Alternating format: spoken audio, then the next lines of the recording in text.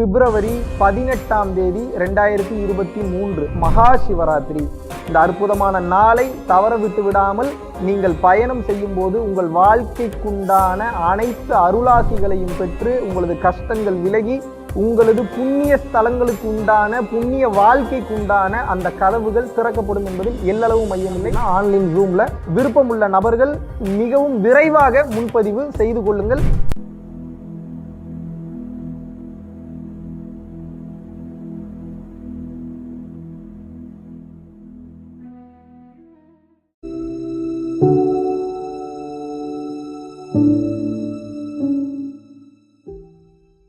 குருவே சரணம். அனைவருக்கும் வணக்கம். இப்போ எங்கே இருக்கோம்னு பார்த்தீங்கன்னா காசியில் இருக்கும், அதாவது வாரணாசி அப்படின்னக்கூடிய இடத்துல வந்து இருக்கும். ஒரு அற்புதமான ஒரு புண்ணிய பூமினே சொல்லலாம் காசி. நிறைய பேர் நினைப்பாங்க காசிக்கு வரணும் அப்படின்னு சொல்லி. பட் கால பைரவருடைய அருள் இருந்தால்தான் நம்மால் வந்து இந்த கோட்டையிலேயே வந்து கால் வைக்க முடியும். நிச்சயமாக மனிதனாக பிறந்த ஒவ்வொருவரும், அவங்க எந்த நாட்டுக்காரங்களா இருந்தாலும் சரி, நிச்சயமாக காசியை ஒரு முறையாவது இந்த மண்ணை வந்து மிதிக்கணும். ஏன் அப்படின்னா, இங்கே வாழ்ந்த மகான்கள், இங்கே வாழ்ந்த சித்தர்கள், வடநாட்டில் இருந்த மிக உயர்ந்த நிலையில் இருந்தவங்க எல்லாருமே வந்து பார்த்தீங்கன்னா தரிசனம் பண்ணிட்டு போன ஒரு அற்புதமான இடம் என்ன அப்படின்னு வந்து பார்த்தீங்கன்னா அந்த காசியை வந்து சொல்லலாம்.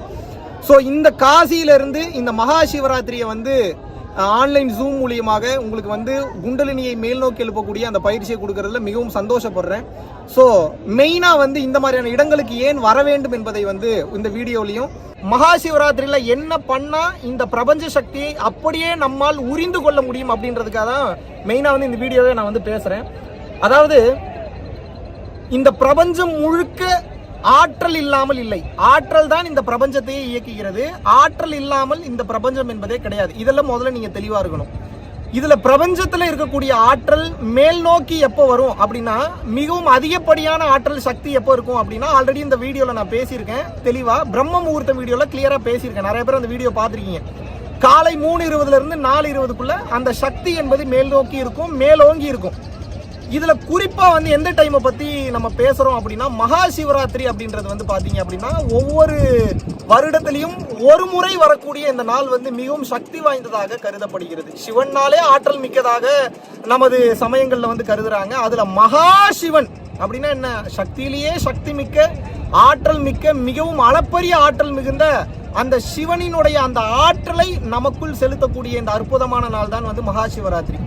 இந்த மகா சிவராத்திரி அன்னைக்கு பொதுவாகவே அன்னைக்கு பிப்ரவரி 18 வந்து வருது. காலையில இருந்து அடுத்த நாள் காலையில வரைக்கும் சாப்பிடாம இருந்தீங்கன்னா ரொம்ப ரொம்ப சிறப்பு.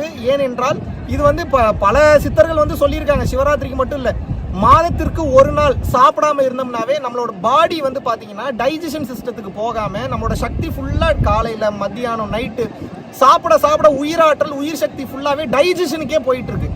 ஆனா இப்படி இருக்கக்கூடிய சூழ்நிலையில மாதம் ஒரு முறை சாப்பிடாம இருந்தோம்னா கொஞ்சம் கஷ்டமா இருக்கு. அப்ப போக போக பழகிடும் உங்களுக்கு. ரெகுலரா நீங்க மந்த்லி நீங்க எடுக்கும்போது, மாதம் ஒரு முறை நீங்க ஃபாஸ்டிங் இருக்கும்போது, அதாவது விரதம் இருக்கும்போது, உணவு சாப்பிடாம தண்ணி மட்டும் தேவைன்னா குடிச்சுக்கலாம். இருக்கும்போது என்ன ஆகும் அப்படின்னா, உங்களோட பாடி ஃபுல்லா தேவையற்ற கழிவுகள், டாக்ஸின்ஸ் எல்லாத்தையும் கிளென்ஸ் பண்ணி வெளியே தள்ளிவிடும். அந்த ஆற்றல் என்பது இந்த ஃபாஸ்டிங்க்கு உண்டு. இதான் இஸ்லாத்துல வந்து பாத்தீங்கன்னா அடிக்கடி வந்து ஃபாஸ்டிங் இருக்குன்னு வந்து சொல்லுவாங்க. ரெண்டாவது வந்து அந்த பக்ரீத் வரக்கூடிய சமயத்துல கம்பல்சரி அவங்க வந்து ஃபாஸ்டிங், ரம்ஜான் டைம்லலாம் வந்து பாத்தீங்கன்னா நிச்சயமாக எச்சையை கூட முழுங்கக்கூடாதுன்னு சொல்வதற்கு நபிகள் நாயகம் அவர்கள் சொன்ன அந்த அர்த்தம் வந்து இதுதான். இதுல மெயினா நீங்க என்ன தெரிஞ்சுக்கணும், இப்ப சாப்பிடாம இருந்தாதான் கடவுள் வந்து நம்மளை விரும்புவாரான்னு கேட்டா அது அப்படி கிடையாது. இங்க அனைத்து பொருட்களையும் படைத்து, அனைத்து பழங்களையும் படைத்து, அனைத்து உணவுகளையும் படைத்து நம்ம சாப்பிடணும், சந்தோஷமா இருக்கணும், உயிர் வாழணும்ன்றதுதான். ஆனா சாப்பிடாம ஏன் இருக்கணும்? சிவன் இதை விரும்புறாரான்னு கேட்டா அப்படி கிடையாது. அரை வயிறுக்கு நம்ம சாப்பிடும் போது சக்தியை, வெளியில இருக்கக்கூடிய அந்த பிரபஞ்ச சக்தியை ஈஸியா உணர முடியும். ஒரு நாள் ஃபுல்லா சாப்பிடாம இருக்கும்போது, டெய்லி சாப்பிடாம இருக்கு நான் சொல்ல வரல, ஒரு நாள் முழுக்க நீங்க சாப்பிடாம இருக்கும்போது என்ன ஆகும் அப்படின்னு வந்து கேட்டீங்கன்னா, நீங்க எந்த கோவிலுக்கு போனாலும் சரி, எந்த மசூதிக்கு போனாலும் சரி, எந்த சர்ச்சுக்கு போனாலும் சரி, அங்க மந்திர உச்சாடனங்களோ இல்ல நல்ல நேர்மறையான சிந்தனைகளோ இல்ல ஏதோ ஒரு மந்திர உச்சாடனங்களை கடந்த நிலையில, நல்ல எண்ணங்களை கடந்த நிலையில அவங்க வந்து அந்த இடத்துல ஏதாவது ஸ்பெஷலான ஒரு எந்திரமோ இல்ல வந்து அங்க வேற ஏதாவது ஒரு பொருளோ, சக்தி வாய்ந்த பொருளோ வைத்திருக்கும் போது, இந்த உடல் எனும் எந்திரமானது அந்த ஆற்றல் மொத்தத்தையும் உறிந்து கொள்ளும். எப்போ நீங்க சாப்பிடாம இருக்கும்போது உறிஞ்சுக்கும். அதனாலதான் கோயிலுக்கெல்லாம் போகும்போது சாப்பிடாம போகணும், விரதம் இருந்து போகணும்னு சொல்றதுக்கு உண்டான காரணம் அதுதான். விரதம் இருந்ததுனால இறைவன் உங்களுக்கு அதை நிறைவேற்றல. விரதம் இருந்ததுனால உங்க பாடி எம்டியா இருக்கு. பாடி எம்டியா இருக்கும்போது பிரபஞ்ச சக்தியை உறிந்து கொள்கிறது. அங்கே நடக்கக்கூடிய சயின்ஸ் அதுதான். ஸோ அப்படி நீங்க மகா சிவராத்திரி அன்னைக்கு காலையில இருந்து அடுத்த நாள் 19ஆம் தேதி காலையில வரைக்கும் பிரேக்ஃபாஸ்ட் வரைக்கும் சாப்பிடாம இருந்தீங்கன்னா சிறப்பு. இவ்வளவு நேரம் முடியல அப்படின்னீங்கன்னா ஈவினிங் டைம்ல சாப்பிட்டுக்கங்க. ஈவினிங்னா ஒரு 4 மணிக்கு உள்ள சாப்பிட்டுக்கங்க. அதுக்கப்புறம் சாப்பிடக்கூடாது. நீங்க சாப்பிடாம இல்லைங்க என்னால சாப்பிடாம இருக்கவே முடியாதுன்னா சாப்பிட்டுக்கங்க, பிரச்சனை இல்லை. இல்ல இந்த சக்தியை நான் முழுதுமாக உணரணும், குறிப்பா அந்த மகா சிவராத்திரி கிளாஸ் அன்னைக்கு வந்து பாத்தீங்கன்னா இந்த ஆன்லைன் ஜூம் மூலியா நிறைய பேர் வந்து ஆன்லைன் மூலியமாக வந்து அட்டன் பண்றீங்க. அவங்களுக்காகவும் பேசுறேன், பொதுமக்களுக்காகவும் வந்து நான் பேசுகிறேன். இதுல உங்களுக்கு நான் மெயினா சொல்லக்கூடிய விஷயம் என்ன அப்படின்னா 4 மணிக்கு உள்ள சாப்பிட்டுக்கங்க. சாயந்தரம் 4 மணிக்கு உள்ள சாப்பிட்டுட்டு தண்ணி குடிச்சுங்க. அதுக்கப்புறம் தேவைன்னா தண்ணி குடிச்சுக்கலாம், பட் உணவு சாப்பிட வேண்டாம். விருப்பப்பட்டா சாப்பிட்டுங்க, உங்க விருப்பம். அப்படி சாப்பிடாம இருக்கும்போது அந்த உடல்நிலை என்பது சக்தியை பெறுவதற்கு தயார் நிலைக்கு வருகிறது. மகா சிவராத்திரி என்று ஈத்தர் எனக்கூடிய ஒரு மிகவும் சக்தி வாய்ந்த ஆற்றல் பூமியை நோக்கி வருகிறது. பூமியை நோக்கி வரும்போது அது வந்து கீழிருந்து மேல்முகமாக எழும்புகிறது. இதை நீங்கள் தெளிவாக புரிந்து கொள்ள வேண்டும்.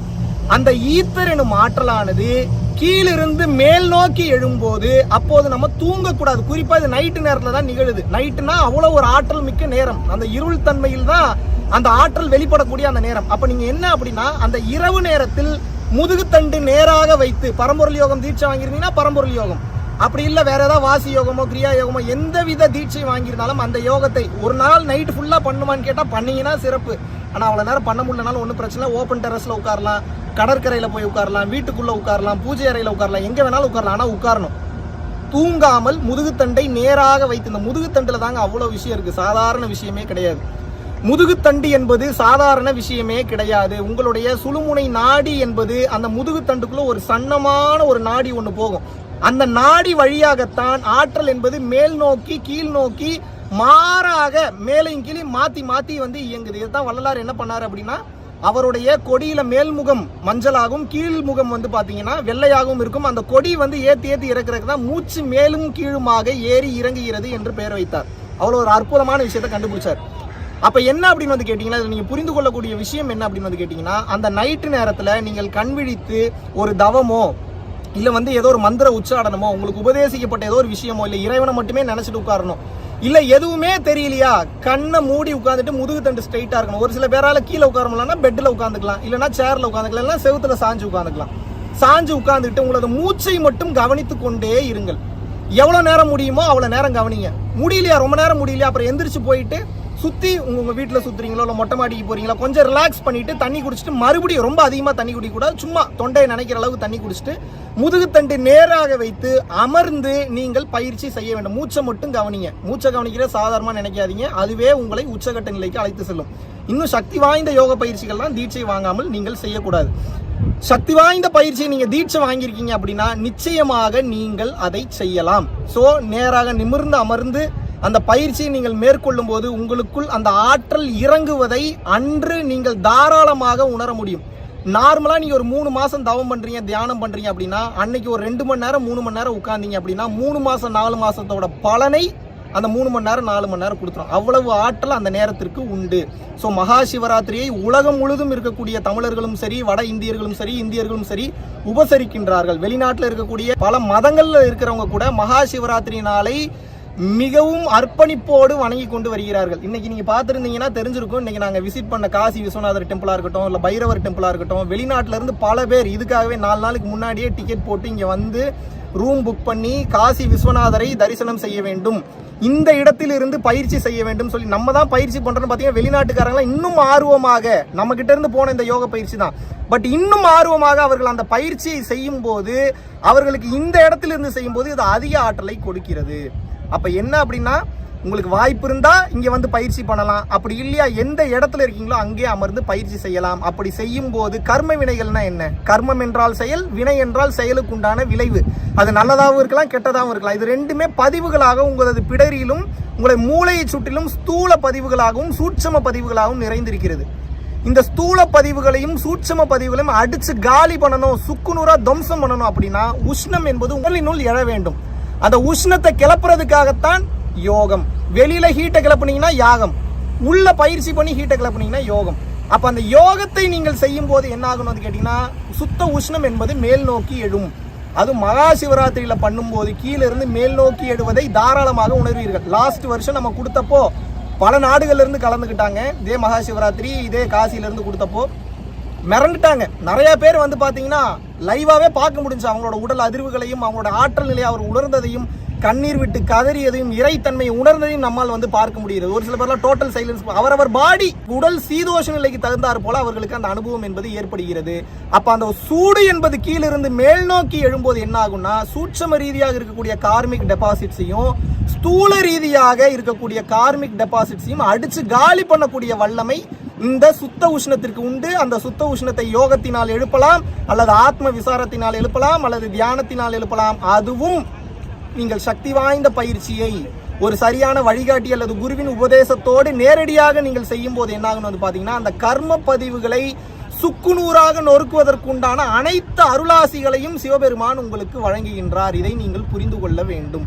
அறியும் சிவனும் ஒண்ணு, அறியாத வாயில மண்ணுன்ற மாதிரி நீங்க சிவத்தை கும்பிட்டீங்கனாலும் அன்னைக்கு வேலை செய்யும். நீங்க ஹரிஹரன் ஆகிய இல்ல வந்து பாத்தீங்கன்னா மகாவிஷ்ணுவை கும்பிட்டாலும் உங்களுக்கு அன்று நிச்சயமாக அந்த ஆற்றலை இறைவன் பாரபட்சமின்றி பார்சியாலிட்டி இல்லாம வழங்குகிறார். அதனால இந்த வாய்ப்பை தவற விட்டு விடாமல் இந்த நாளை மிக சரியாக பயன்படுத்தி உங்களது வாழ்க்கையில் பிரச்சனைகளை களைந்து ஒரு நல்ல நிலையை ஆன்மீக ரீதியாகவும் பொருளாதார ரீதியாகவும் குடும்ப ரீதியாகவும் உலகியல் ரீதியாகவும் அடைவதற்கு இந்த மகா சிவராத்திரி என்பது மாபெரும் மாற்றத்தை நிச்சயமாக ஏற்படுத்துகிறது. ஸோ பெரும் கருணை கொண்டு இறைவன் உங்களுக்கு வழங்குவதற்கு தயார் நிலையில் இருக்கிறார். இந்த 18ஆம் தேதி தவற விட்டு விடாமல் மிக சரியாக பயன்படுத்தினீர்கள் என்றால் இறைவனின் அருளாசியில் கிடைக்கப்பட்டு உச்சகட்ட நிலையான மெய்ஞான நிலையை நிச்சயமாக நீங்கள் அடைவீர்கள்.